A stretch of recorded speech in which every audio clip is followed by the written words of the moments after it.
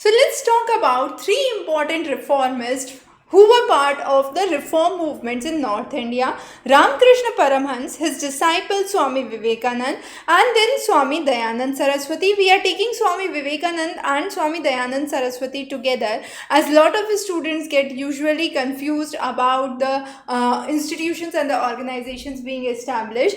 So to begin with, who was Ramakrishna Paramhansa? Ramakrishna Paramhansa was a saint, a priest, a reformer. He believed that whatever religion it is, the ultimate objective is to reach one God. So that with that ultimate objective, the realization of the God and achieving salvation is an important idea. His life was full of simplicity, wisdom, and holiness, and therefore it became one of the major reasons that numerous disciples followed what Ramakrishna Paramhansa said. One of his important disciples was Narendranath Dutt, who was later known as Swami Vivekananda. The idea of Ramakrishna Paramhansa, which is to serve humanity, and serving humanity is the best form of worship, was propounded by his disciple Swami Vivekananda.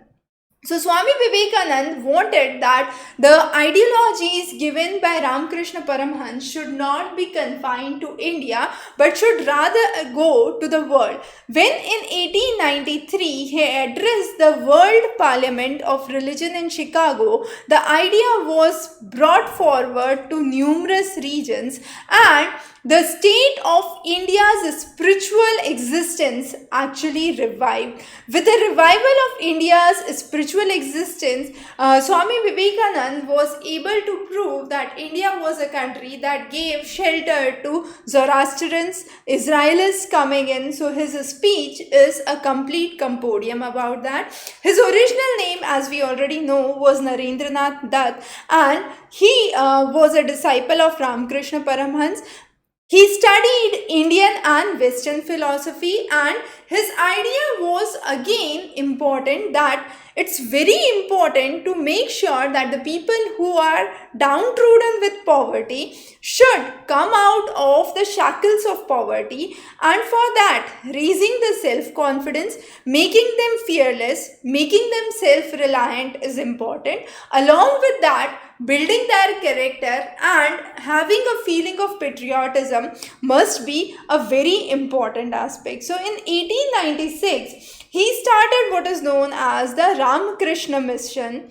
So under the Ramakrishna Mission, school, college, orphanage, hospitals were established. The ideas of equality, fraternity, liberty, unity and oneness of God was propounded. Then came the idea of Swami Dayanand Saraswati. So Swami Dayanand Saraswati laid down Arya Samaj in 1875. So establishment of Arya Samaj was a major breakthrough under Swami Dayanand Saraswati. Under Swami Vivekananda, we said that his establishment of Ramakrishna Mission, which took place later than the Arya Samaj, was important. So when Swami Dayanand Saraswati established Arya Samaj, he believed in amalgamation of Sanskrit learning, Vedic learning, Indian learning and Western learning, and therefore the series of schools which are known as DAV, Dayanand Anglo-Vedic schools, focusing on both the Vedic learning as well as the